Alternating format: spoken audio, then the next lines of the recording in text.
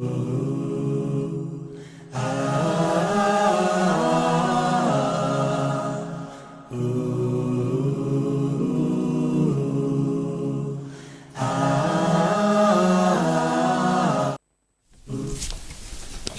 wa salatu wa salam ala rasulillah rabbi shrah li sadri wa yassir li amri wa hlul uqdatan min lisani yafqahu qawli. Wa ba'd.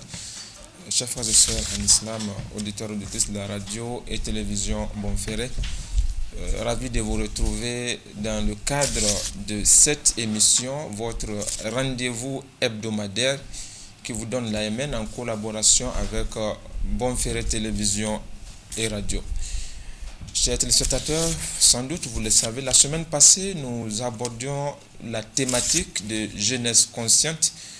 De jeunesse consciente, il est ressorti que la jeunesse doit être responsable, elle doit assumer sa responsabilité dans la bonne marche de ce pays. Pour citer l'un de nos invités, il faut que la jeunesse arrive à redémarrer ce pays qui refuse de démarrer. Dans cette logique, dans cette même dynamique, aujourd'hui, nous abordons une autre thématique qui concerne jeunesse et civisme, jeunesse nigérienne et la culture du civisme. Quel sens et action pratique? Jeunesse nigérienne et la culture du civisme, quel sens et action pratique? Il s'agira pour nous, à travers cette problématique, de passer en revue comment comprendre donc la notion de civisme à travers des actions pratiques et concrètes. La réalité du contexte nigérien donne-t-il à parler d'une jeunesse imbue des valeurs du civisme? Comment donc l'enseignement de l'islam, qui est la religion majoritairement partagée par les Nigériens, peut-il donc aider à impulser la valeur du civisme aux jeunes Nigériens? Voilà en bref ce qui constitue donc le menu de ce rendez-vous de votre émission Jeunesse Active. Pour en parler, je reçois trois invités sur ce plateau. J'ai avec moi notre frère Issoufou Idrissa Lanti. Il est assistant administratif au niveau du bureau d'études de consultation plus. Il est aussi membre du conseil consultatif national de l'association des étudiants musulmans du Niger. Issoufou, salam alaikum. Alaikum salam wa rahmatullahi. Bonsoir et merci d'avoir accepté notre invitation. Bonsoir, mon frère. Je suis vraiment honoré. Merci. Notre deuxième invité, c'est notre frère Zaïdou Moussa. Il est le secrétaire chargé des relations extérieures de l'Union des étudiants nigériens à l'université de Niamey. Issoufou, salam alaikum. Bonsoir. Bonsoir aussi. Merci beaucoup d'avoir accepté notre invitation. Merci également. Merci bien. Notre troisième invité, nous avons notre sœur Moumouni Abdou Houda. Elle est élève. Elle est secrétaire à l'organisation du Parlement des jeunes du Niger. Houda, salam alaikum. Alaikum salam. Bonsoir. C'est un honneur pour moi d'être sur ce plateau et merci pour l'invitation. Merci bien. Avec vous donc, nous allons passer en revue ce que j'annonçais tout à l'heure, cette thématique de jeunesse et la culture du civisme. Le temps de rappeler aussi à nos téléspectateurs qu'ils ont la possibilité de participer en direct à cette émission. Ils peuvent nous écrire, écrivez-nous, envoyez-nous vos messages au 93 01 34 55, 93 01 34 55. Pour participer en direct à cette émission, envoyez-nous, écrivez-nous vos messages ou vos contributions. Alors là, je vais commencer avec notre frère Zaïdou. Vous êtes l'actuel secrétaire chargé des relations extérieures de l'Union des étudiants nigériens, je l'annonçais tantôt. Alors Zaïdou, j'ai envie de vous demander, vous, quel contenu vous donnez à la notion de civisme? Comment vous comprenez ce qu'on appelle le civisme? Merci mon frère. Tout d'abord, je tiens à vous remercier pour cet honneur et surtout encourager l'association des étudiants musulmans du Niger qui est là en train d'œuvrer pour la prise de conscience de la jeunesse. Je vous encourage et je crois que ce sont des actions qu'il faut continuer à faire pour que la jeunesse nigérienne puisse prendre conscience. Donc je crois que le thème, c'est un thème d'actualité, c'est un thème très pertinent qui cadre également avec notre religion parce que je crois qu'au Niger nous sommes majoritairement musulmans et que la culture du civisme est même encouragée par les lois islamiques. Et la notion de civisme, je crois que La définition qu'on peut donner, on peut dire que c'est un dévouement et un attachement du citoyen à la cité, tel qu'il assume ses devoirs, donc avant de réclamer ses droits. Autrement dit, c'est la connaissance de ses droits, mais aussi et surtout de ses devoirs vis-à-vis de la société. C'est en réalité ce que nous pouvons donner comme définition ou bien notre compréhension de la notion de civisme. Alors je vais rester avec vous. Au-delà de cette définition, partant justement de cette définition de civisme que vous donnez, est-ce que vous avez un thème d'action qui peut permettre de comprendre de façon pratique le civisme, au-delà du dévouement à la cité, le citoyen qui remplit ses devoirs? En termes d'action, qu'est-ce qu'on peut comprendre aussi? Là, on peut dire que si on peut parler d'action, une action qui peut être considérée comme du civisme, il y a, je crois, le paiement de l'impôt, il y a le droit de vote, il y a le respect des lois de la République, il y a également la culture du patriotisme. Tout ça, là, je crois qu'on peut considérer ça comme des actions qui cadrent parfaitement avec le civisme. Bien, merci notre frère Zaidou. Je vais avec Youssouf. Youssouf aussi, je rappelle que vous êtes ici le porte-voix, le représentant de l'AMN. Aussi, quelle notion, quel contenu vous donnez aussi à la notion de civisme dans votre compréhension?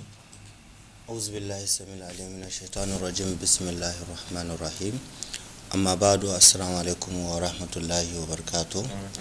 Ok, donc pour aller très vite, comme le frère vient de le dire, la notion du civisme renvoie d'abord au respect, au dévouement, à l'attachement de la collectivité dans laquelle on vit. Alors, si nous essayons d'aller au-delà de cette définition, surtout nous, en tant qu'administrateurs, nous disons que le civisme consiste d'abord non seulement au respect des lois et règlements de la République, mais aussi au respect de la chose publique, qui est extrêmement important. Puisqu'il y a plusieurs spécialistes qui disent que on ne peut pas parler de civisme lorsqu'on ne respecte pas les choses publiques. Alors, par chose publique, ce qu'il faut entendre ici, il y a l'ensemble de toutes les actions ou toutes les affaires qui concernent la collectivité. Alors, ensuite, il y a d'autres qui disent que ça concerne aussi toutes les actions menées par la collectivité, ça concerne aussi tous les acquis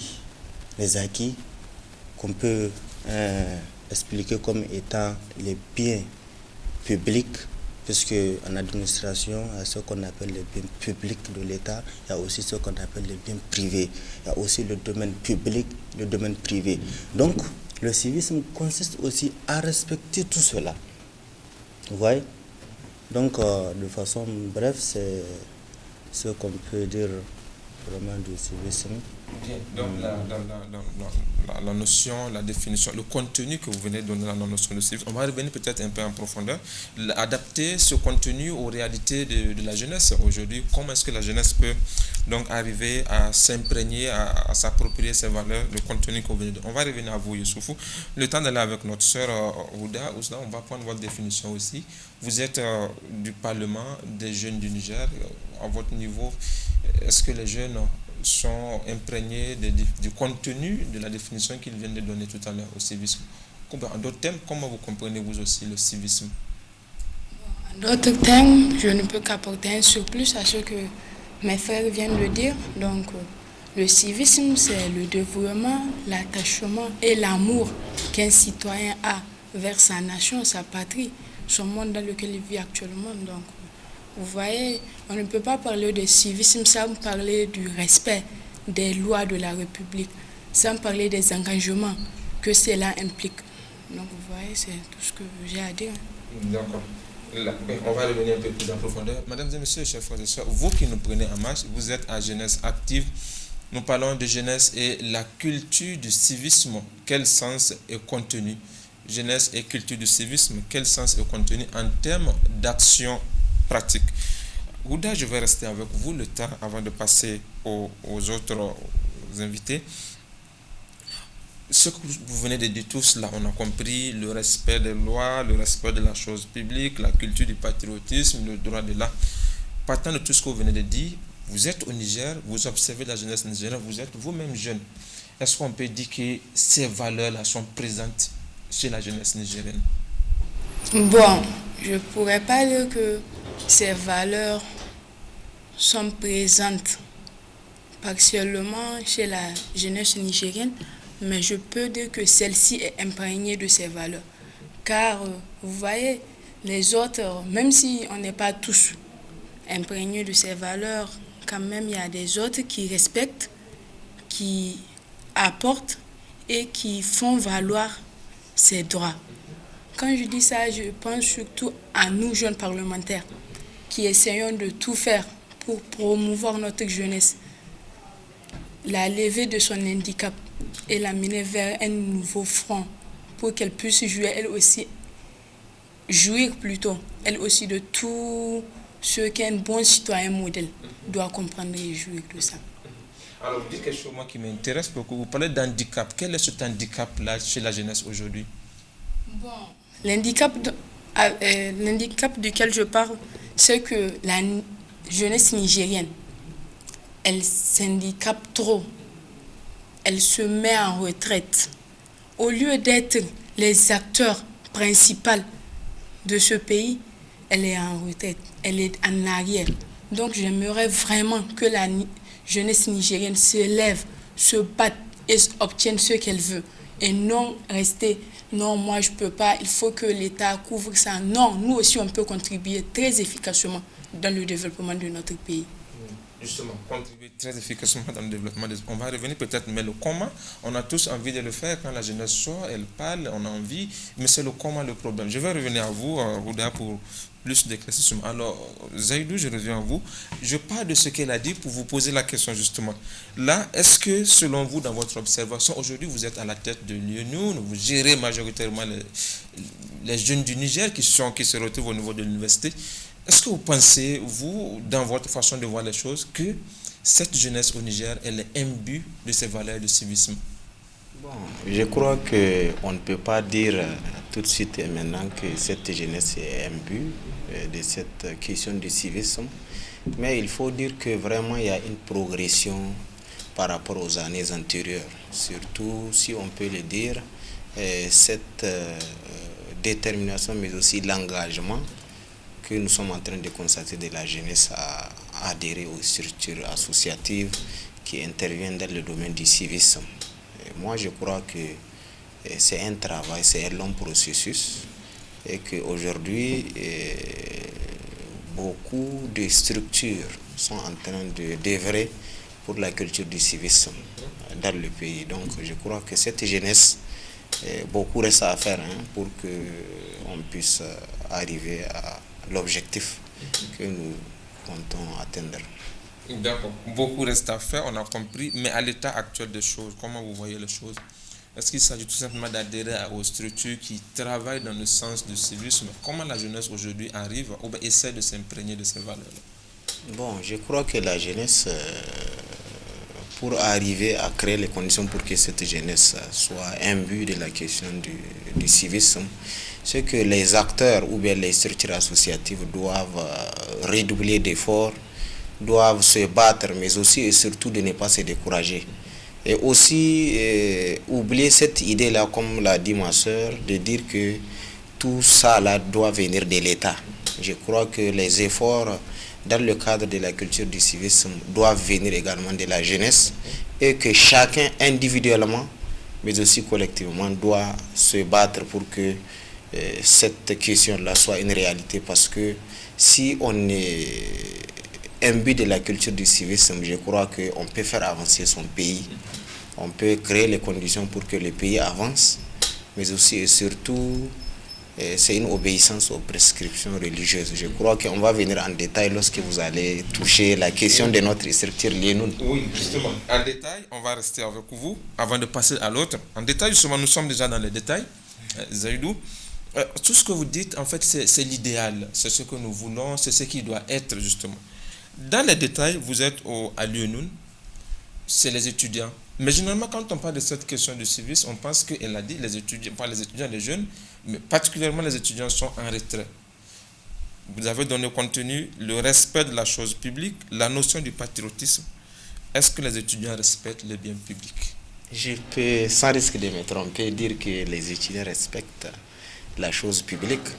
Parce que si vous avez suivi de près les 2 dernières années, là, il y a une rupture par rapport aux pratiques anciennes qui consiste à venir démolir les biens publics. Et c'est ce que nous sommes en train de faire comme travail pour conscientiser les étudiants sur la nécessité de respecter les biens publics, mais aussi et surtout de savoir que c'est au niveau de nos parents, les impôts et les taxes qu'ils payent, qu'on construit ces biens publics-là. Et je crois que si vous avez constaté les années antérieures, là, on ne brûlait plus de pneus, et tout ça là. Donc je crois qu'il y a eu une progression, une amélioration significative au niveau des étudiants. Et je crois que les années à venir également, il y aura un changement. Et nous sommes à pied d'œuvre. Nous sommes en train de nous battre pour que cette prise de conscience soit générale, surtout au niveau de nos étudiants, parce que l'université Abdou de Niamey, c'est le Niger en miniature. Nous venons de partout et je crois que nous sommes également en contact avec nos parents qui sont dans les villages. Pendant les vacances, nous partons là-bas. Et à chaque fois, dans le cadre de nos activités, de nos sensibilisations, nous exhortons les étudiants à transmettre le message une fois dans leurs localités respectives.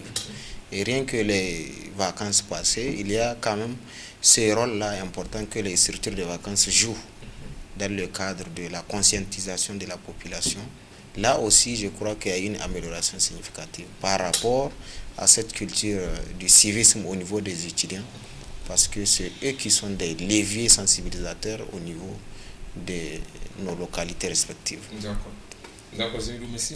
Je vais revenir à vous. Peut-être, comme vous parlez de détails, on va rentrer plus dans les détails au niveau de cette culture du civisme chez la jeunesse estudiantine. Youssouf, je vais revenir à vous. Justement, là, ici, est-ce que, votre regard aussi de la question du civisme chez la jeunesse nigérienne, est-ce que c'est présent? On peut parler d'une présence avérée de ce civisme chez la jeunesse aujourd'hui. Votre lecture? Très bien. Avant de vous répondre, j'aimerais partager avec vous le constat que j'ai eu à faire de la jeunesse nigérienne. J'ai constaté que la jeunesse nigérienne, elle est catégorisée en 3 groupes. Le premier groupe, c'est une jeunesse qui est là, qui a perdu vraiment les pédales. C'est une jeunesse qui est là, qu'on peut qualifier de jeunesse morte, puisque ce sont des jeunes, mais qui ne savent pas ce qu'ils font.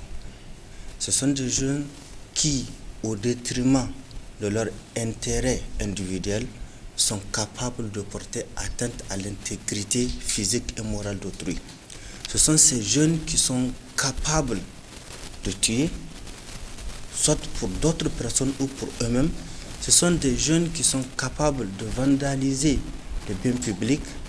Ce sont des jeunes qui se sont donnés vraiment à la prise des stupéfiants. Ce sont des jeunes qui ont carrément perdu les pédales et qui constituent vraiment un danger majeur pour notre société. Ça, c'est la première catégorie. Là, la deuxième catégorie, c'est vraiment un ensemble de jeunes qu'on peut qualifier d'une jeunesse dormante qui dort. Elle est là, elle ne sait pas ce qui est bien, ce qui est mal. Elle est là, elle ne sait pas ce qu'il faut faire, ce qu'il ne faut pas faire. Elle est là, elle est en train d'attendre, de tendre les mains à gauche, à droite, au lieu de réfléchir. Et ce qui est marrant, la plupart de cette catégorie, ce sont des intellectuels, ils ont étudié. Mais, puisque le cœur est mort, si on peut l'appeler ainsi, cette jeunesse, elle a perdu complètement l'espoir, si on peut le dire, vu ce qui est en train de se passer. Alors la troisième catégorie, c'est cette jeunesse-là qui est consciente, qui, au niveau individuel ou collectif, essaye d'amener surtout cette jeunesse-là dormante à se réveiller, à travers vraiment des actions concrètes, à travers vraiment, si vous prenez le cas de l'AMN par exemple, et même le cas de la structure syndicale de l'université, j'ai vu vraiment un changement surtout cette année. L'AMN, même à travers cette activité-là que nous sommes en train de mener, c'est vraiment une activité qui cadre ou qui entre dans l'action citoyenne qui consiste à l'éveil de conscience. Alors, donc, de par ce que les deux intervenants ont dit, c'est que cette jeunesse-là qui est consciente, ils ne sont pas nombreux et ils n'ont pas assez de moyens qui leur permettent vraiment d'atteindre les autres jeunes. Ce qui fait en sorte que quelles qu'en soient les activités qu'ils vont mener, l'impact n'est pas, je ne sais pas comment je vais le dire, n'est pas visible. Alors, selon... Je vais vous arrêter un peu. Oui. Là, ce que vous dites, c'est intéressant. C'est intéressant parce que là, tous les jeunes qui sont passés sur ce plateau, les différentes thématiques qui ont été animées, c'est le même tableau sombre de la jeunesse, ce qu'elle appelle handicap, qui a été dressé. Mais là, on a l'impression que on est d'accord que ça ne va pas, mais à qui la faute? Est-ce que c'est la jeunesse qui ne veut pas changer, ou bien c'est elle-même qui... Il y a quelqu'un qui entretient cette jeunesse dans cette situation, somme toute, pas réalisante? Oui. Où se situe réellement le problème? Le problème se situe à deux niveaux. Le premier niveau, c'est au niveau de la jeunesse même en tant que telle. Puisque étant jeune, tant que tu n'as pas des objectifs, tu n'as pas une préoccupation, certainement quelqu'un peut profiter de toi et de tes camarades pour satisfaire ses intérêts. Alors, maintenant cette personne qui est là cachée, elle fait tout pour désorienter la jeunesse pour ses fins privées. Elle fait tout, cette personne-là, pour diviser la jeunesse. Tant que, vous voyez, la jeunesse nigérienne, elle est divisée. Partout, elle est divisée. Alors, tant qu'on est divisé, qu'est-ce qu'on peut amener? Quelle action qu'on peut vraiment mener pour qu'elle ait vraiment un impact d'envergure nationale? On ne peut pas. Donc, la faute se situe à deux niveaux. Au niveau de la jeunesse même en tant que telle, puisque si on n'a pas pris conscience, on ne sait pas, nous sommes là en train de dormir, d'attendre à ce que l'autre là nous assiste, on va toujours rester dans la même situation, quel qu'en soit l'état. Alors, étant dans cette situation d'ignorance même, l'autre qui a pris conscience, il va vous utiliser. Et c'est ce qui fait en sorte que toujours les problèmes de la jeunesse sont toujours au même niveau. Puisqu'il y a certains qui se basent sur la jeunesse pour vraiment atteindre leurs objectifs. On va revenir pour atteindre les objectifs. Le temps de rappeler aux téléspectateurs. Vous êtes à Jeunesse Active. Aujourd'hui, nous parlons de jeunesse et culture du civisme, sens et action pratique. Jeunesse et culture du civisme, sens et action pratique. Je rappelle que vous avez la possibilité de partager en direct avec nous vos questions, vos contributions. Écrivez-nous au 93 01 34 55 93 01 34 55. Alors, Ouda, est-ce que vous partagez le même avis que lui? Vous avez donné un mot, j'ai dit j'allais revenir à vous. Handicap. Lui, il dresse un tableau sombre, beaucoup de problèmes chez la jeunesse. Au niveau du Parlement des jeunes, quels sont les problèmes récurrents auxquels, en tout cas, que vous remarquez et que vous essayez de militer ou de travailler pour les résolver? Au niveau des jeunes parlementaires, les problèmes contre lesquels nous luttons, c'est surtout la majorité, c'est sur l'éducation. Donc, comme il vient de le dire, je pense qu'il a vraiment raison. La jeunesse nigérienne n'est pas ce qu'elle devrait être en ce moment. Au lieu de s'handicaper, comme je le dis toujours, il faut qu'elle se mette au travail. Il faut qu'elle se lève et qu'elle contribue au développement du pays. Pour un développement stable, il faut l'implication de tous ces acteurs clés, notamment la jeunesse.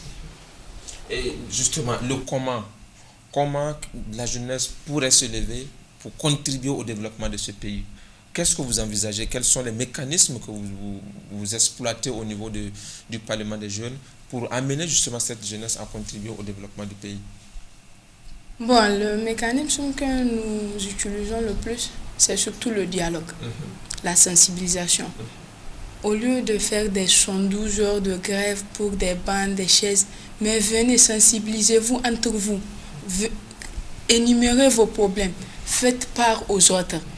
Même si l'État n'arrive pas à vous prendre en charge, il y a d'autres organisations, des organismes, des ONG qui peuvent vous aider quand même. Donc, nous, c'est surtout le dialogue que nous prenons le plus. Mais est-ce que le message passe, le dialogue, ce message de sensibilisation, est-ce que les jeunes arrivent à pénétrer, à comprendre le message selon vous? Oui, avec beaucoup d'efforts, je pense qu'ils peuvent comprendre. Il y a des signes de changement? Il y a beaucoup de signes de changement puisque vous voyez, notamment les février, il y a trop de grèves, mais cette année, quand même, c'est très modéré. Hein. Il n'y a pas eu de grève aujourd'hui, il n'y a pas eu assez de sifflets cette année. Oui, il n'y a pas eu assez. Et là, vous pensez que le changement est en train de venir? Oui, on pense que le changement... Merci Ouda. Bon, on parle des grèves, on va aller avec Lionel. Est-ce que, là, je rappelle que vous êtes le chargé aux affaires extérieures de tout nouveau comité exécutif de l'Union des étudiants nigériens. Je vous rappelle vos idéaux fondamentaux.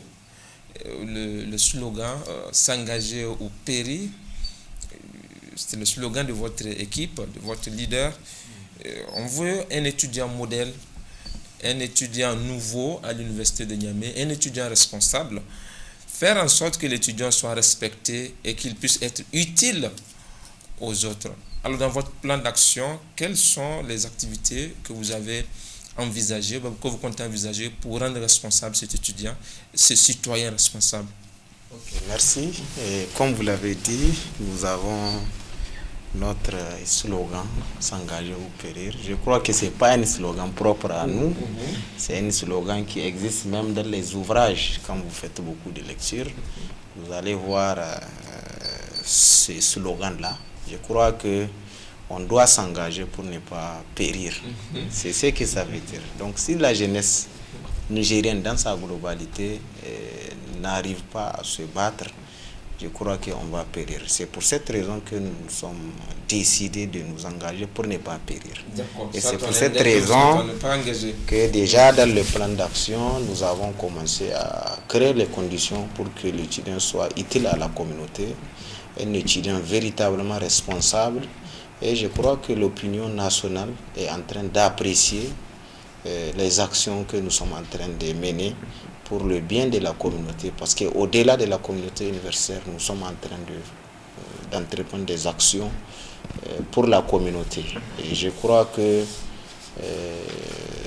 nous avons d'abord débuté à travers plusieurs activités. Vous avez suivi ça, la salubrité sur la voie publique, le don de sang. Et je crois que à ce niveau, il n'y a jamais eu de mobilisation comme cette année. Une mobilisation forte des camarades au niveau du don de sang, jusqu'au niveau où les infirmières là même qui font le prélèvement ont dit qu'elles sont fatiguées.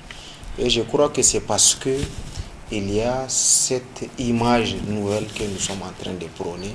Il y a également ce souci de la patrie, cette culture même du civisme que nous sommes en train d'inculquer au niveau des étudiants. Nous avons également effectué un don au niveau de l'hôpital national. Donc je crois que nous allons continuer à innover. Nous allons mettre beaucoup l'accent sur la sensibilisation. Et je crois que la majorité des activités que nous sommes en train de mener est favorable à cette culture de civisme. Parce que si vous suivez les thématiques que nous sommes en train de développer, font tous appel à une prise de conscience de l'étudiant. Et je crois que nous profitons de cette occasion pour rendre hommage et remercier très sincèrement cette grande base de l'UNO pour son soutien, mais aussi sa fidélité et son engagement autour du comité exécutif de l'UNO. D'accord. Zaïdou, j'ai énuméré quelques problèmes, quelques reproches qu'on fait aux étudiants généralement. je ne sais pas, est-ce que votre ligne idéologique, la nouvelle conduite de l'UNUN essayera de solutionner ce problème-là? Est-il possible à l'université de Niamey que les étudiants fassent une année sans sortir et brûler le goudron? Est-il possible qu'à l'université de Niamey, nous puissions avoir des étudiants qui diront que nous n'allons plus gaspiller l'eau, qui est un bien de l'État, l'électricité qui est un bien de l'État? Est-il possible qu'à l'université de Niamey, nous puissions faire une année sans que les étudiants puissent perturber la circulation du pont à Arobanda? C'est ça aussi le civisme. Est-ce que c'est possible? Je crois que c'est possible parce que nous ne sommes pas nouveaux. Nous avons été chargés des relations extérieures du comité exécutif précédent du camarade Arifa. Nous sommes également chargés des relations extérieures du comité exécutif dirigé par le camarade Albadé. Et je crois que si vous faites une analyse, l'année passée, on n'a pas fait trop de grèves. Je crois que c'est les jours fériés, mais aussi et surtout les jours des grands événements de nos martyrs qui ont été chômés. Donc la grève, elle est venue des anciens chercheurs. Elle n'est pas venue de nous. La deuxième des choses, on n'a pas brûlé de pneus pendant un an. On n'a pas perturbé la circulation. Nous avons privilégié le dialogue, ce que nous appelons notre slogan, la diplomatie. Et je crois que nous avons créé les conditions pour rétablir la confiance entre nous, les autorités, mais aussi et surtout entre nous et la communauté. Et nous sommes également dans cette même lancée cette année. Nous sommes en train de nous battre pour que vraiment cette année, qu'il y ait zéro mot d'ordre. Parce que nous sommes là pour l'académie. Nous sommes tous à l'université pour étudier. Nous ne sommes pas venus nous éterniser. Nous sommes venus étudier. Et notre priorité, c'est l'académie. Et également, nous sommes fiers également de cette prise de conscience également qui est en train d'émerger aussi au niveau des étudiants de l'université Abdoum de Niamey et des universités de l'intérieur du pays, que nous devons mettre en priorité notre académie. Nous ne devons pas perdre notre temps à gréver, à lancer des mots d'ordre, parce que ça n'aura de conséquences que sur nous. La plupart de ces autorités qui gèrent ce pays ont majoritairement leurs enfants à l'extérieur. Nous sommes les enfants des pauvres et nous devons prendre conscience de cela. C'est pourquoi nous sommes en train de mettre l'accent beaucoup sur la nécessité de prioriser l'académie, mais aussi et surtout de continuer à sensibiliser les camarades sur le civisme. D'accord. Donc l'étudiant modèle, l'étudiant responsable à l'université de Niamey, c'est possible. C'est possible. Les habitants de Harobana seront à l'abri des barricades des voies maintenant. Inch'Allah. Merci Zaïdou pour ces éclaircissements. Nous le souhaitons quand même pour l'intérêt du Niger, de sorte que l'étudiant, comme l'a dit toujours Albadé, soit responsable et soit utile aux autres. Alors, Youssoufou, je reviens à vous. Le Niger, c'est aussi l'islam, la religion majoritairement partagée par les Nigériens. Comment est-ce qu'à travers les enseignements de l'islam, on pourrait impulser cette culture du civisme à la jeunesse nigérienne? L'islam, ce qu'on doit comprendre à ce niveau, c'est que nous avons le Coran, qui est un code de vie. Avant d'être peut-être étudiant, on est musulman. Ok. Il y a un hadith où un juif était venu voir un des compagnons du prophète. Il lui disait laqad allamakum nabiyyukum kulla shay'in hatta al-qira'a. Il a dit, vous les musulmans, vous êtes vraiment chanceux. Votre prophète vous a tout appris, y compris comment satisfaire ses besoins naturels. Ce qui veut dire que tout, le prophète sallallahu alayhi wa sallam nous a tout appris, le Coran est là. Alors, ce qu'on doit dire sur cet aspect, c'est quoi? Et de revenir aux vraies valeurs de l'islam. De revenir, parce que je vais vous donner un exemple. Il y avait l'imam Ghazali, Abu Hamid al-Ghazali. Il a écrit un document qui s'appelle Kitab al-Amr bil-Ma'aruf wa Nahy anil Munkar.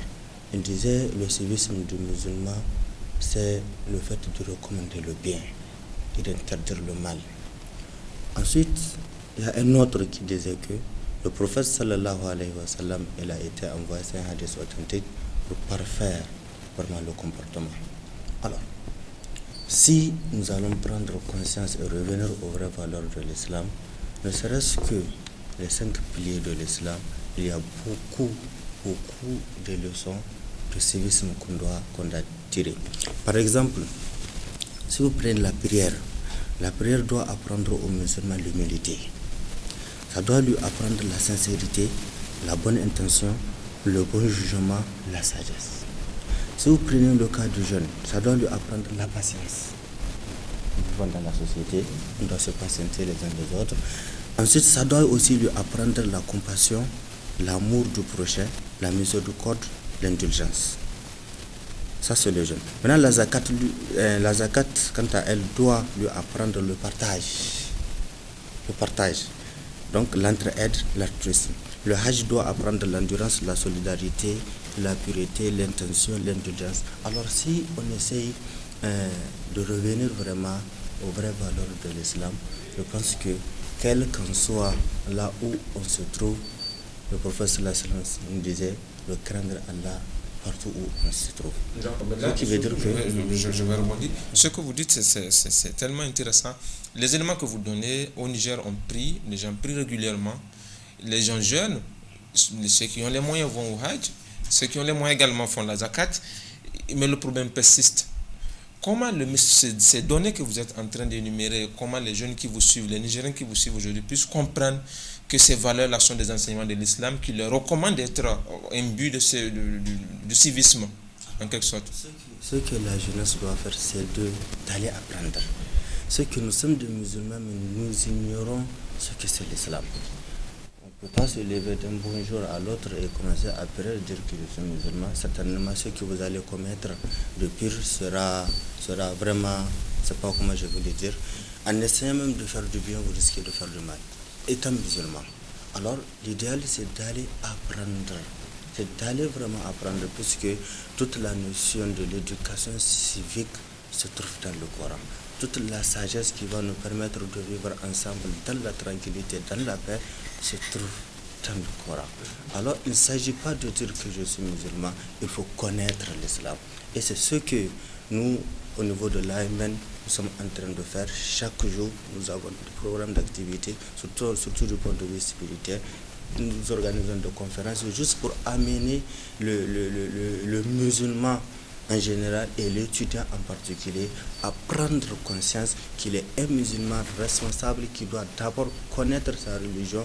Lorsqu'il va connaître sa religion, il va vraiment connaître sa place dans la société. C'est en ce temps-là qu'il sera utile pour la société. Ok. Donc, c'est normal qu'on prie, qu'on jeûne et qu'on va se mettre à mener des actions vraiment négatives parce qu'on ne connaît pas l'islam. Donc, on doit aller chercher à découvrir ce que c'est l'islam. Merci pour ces éclaircissements. Le temps file, le temps tire à sa fin. Nous avons quelques minutes. On va faire un dernier tour de table. Le temps de rappeler à nos téléspectateurs aussi que vous êtes à Jeunesse Active. Jeunesse et civisme, c'est notre problématique du jour. Ouda, je vais venir à vous. Le temps de lire aussi ce message qui vient de nous parvenir. Nous avons Daouda Moudi Ibrahim qui nous écrit: Assalamu alaikum, mes civilités à tous les téléspectateurs et spectatrices de la télévision Bonferré. Ce débat, sans oublier nos grands invités. En effet, ce débat aide la jeunesse aujourd'hui d'être conscient et les ramène à la réalité des choses aujourd'hui. L'on peut sacrément parler du civisme entre la jeunesse parce que la jeunesse a pris la conscience par rapport aux jeunes d'hier. Désormais, nous voulons que les jeunes participent à ce débat avec les hautes personnalités pour disloquer entre eux, pour discuter entre eux. Alors, signé Daouda Moudi Ibrahim qui nous suit actuellement certainement. Merci pour vos contributions. Voilà le message qui vient de nous parvenir. Dernier tour de table. Ouda, au regard de tout ce que nous avons dit, ces éléments que nous avons mis en évidence, la jeunesse qui vous suit aujourd'hui, quel message avez-vous à donner? Vous parlez des prises de conscience, vous parlez d'handicap des jeunes. Les jeunes qui vous ont suivi, au nom du Parlement des jeunes du Niger, dont vous êtes membre, quel message avez-vous à donner aux jeunes Nigériens dans le cadre du civisme, dans la dynamique de la prise de conscience? Dans le cadre du civisme et de la prise de conscience, mon message ou bien notre message collectif est que la jeunesse nigérienne n'a qu'à arrêter ces je ne peux pas, je m'handicape. De se lever, de participer et d'être des acteurs. Des acteurs, comment dire, des acteurs du développement, des acteurs présents. Vous savez, le développement est la source d'épanouissement d'un pays. Donc, si la jeunesse, on est dans un pays majoritairement jeune, donc si la jeunesse arrive à prendre conscience de ça, je pense que notre épanouissement sera enfin trouvé. Et vous pensez que le changement chez la jeunesse aujourd'hui, c'est possible? Oui. Le changement chez la jeunesse, c'est vraiment possible avec beaucoup de sensibilisation et beaucoup de patience. On y arrivera quand même à faire quelque chose. Même si ce n'est pas totalement, on aura quand même atteint un niveau très élevé par rapport à hier. Vous avez de l'espoir? Oui. D'accord. Il y a toujours de l'espoir. D'accord. Merci Oudé, merci pour ces éclaircissements. Merci pour cette lueur d'espoir aussi. Le changement, vous pensez que chez la jeunesse, il reste possible. Zaïdou, je reviens à vous. On a fait un peu le tour de cet entretien. Nous sommes au thème du temps qui nous était parti. Les jeunes étudiants qui vous suivent aujourd'hui, la jeunesse nigérienne actuellement qui est en train de vous suivre, vous parlez du changement de jeunes. Moi, en tout cas, j'ai retenu quelque chose. J'ai une lueur d'espoir en cette gestion, en cette prise de conscience au niveau de l'université, la responsabilisation de la jeunesse à travers les éléments d'assurance que vous nous avez donnés. Je reste aussi, je garde l'espoir, comme Houdar aussi garde le tien. Les jeunes qui vous ont suivi, quel message avez-vous à leur donner dans cette dynamique de civisme? Ok, merci. Le message que j'ai à lancer à l'endroit de la jeunesse nigérienne, c'est de se lever et de se battre. Et personne ne peut venir construire ce pays si ce n'est pas nous. Il faut qu'on se batte, il faut qu'on s'engage et qu'on arrête les fadas inutiles. Il faut qu'on arrête les fadas inutiles. Il faut qu'on se batte. On doit avoir cette culture de patriotisme.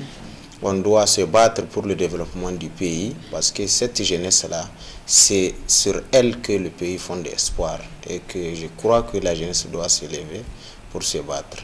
Aider nos parents. Chaque fois, la jeunesse préfère passer tout son temps dans les fadas, perdre du temps à faire des fadas, toujours tendre la main aux parents et autres.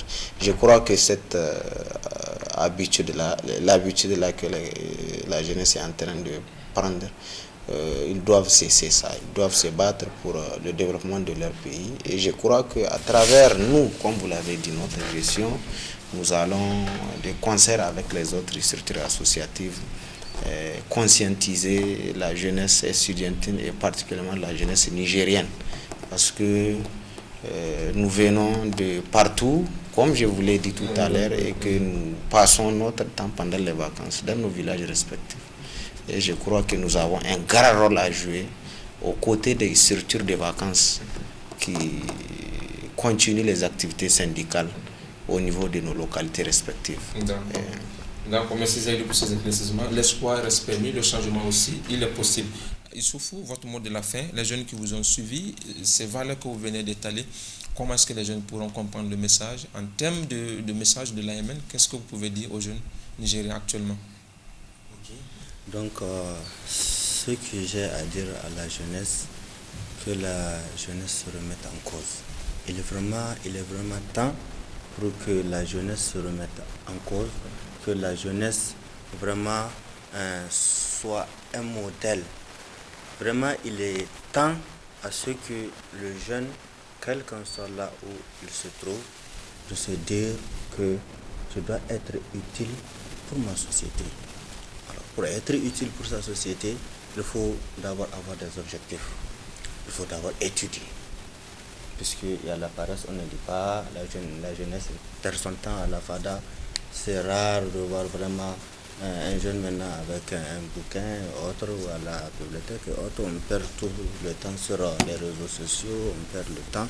Donc alors il est vraiment temps pour que la jeunesse se ressaisisse, pour que la jeunesse vraiment cherche le savoir pour non pas avoir le diplôme. Il y a ce handicap-là, on étudie juste pour avoir le diplôme. Non, on doit avoir des objectifs de la vie.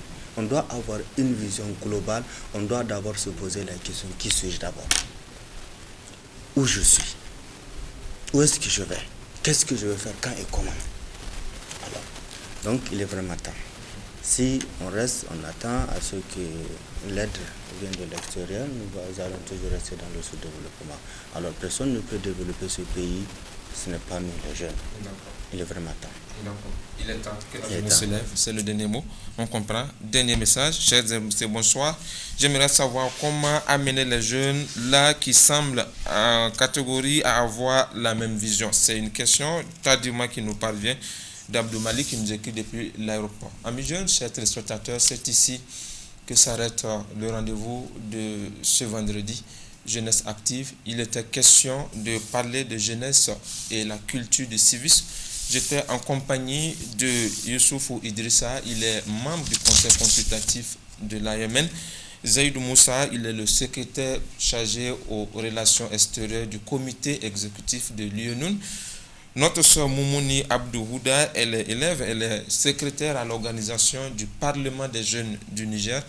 Avec eux, nous avons passé en revue ce qui constitue cette problématique qui est d'actualité chez la jeunesse nigérienne, la culture du civisme. Il ressort donc que la jeunesse doit être responsable, elle doit s'assumer. Le changement reste possible, il est en cours à travers des actions qui sont en train d'être menées par les différentes structures respectivement représentées ici. Là, le travail nous implique tous. À tous les niveaux, les jeunes doivent s'impliquer, les jeunes doivent se lever pour assumer leurs responsabilités, leur part de devoir dans la marche et le développement de ce pays, notre beau pays, le Niger. Voilà, ici, on se donne rendez-vous, Inch'Allah, la semaine prochaine. D'ici là, portez-vous bien et restez fidèles au programme de la radio et télévision Bonferré. Assalamu alaikum wa rahmatullahi wa barakatuh.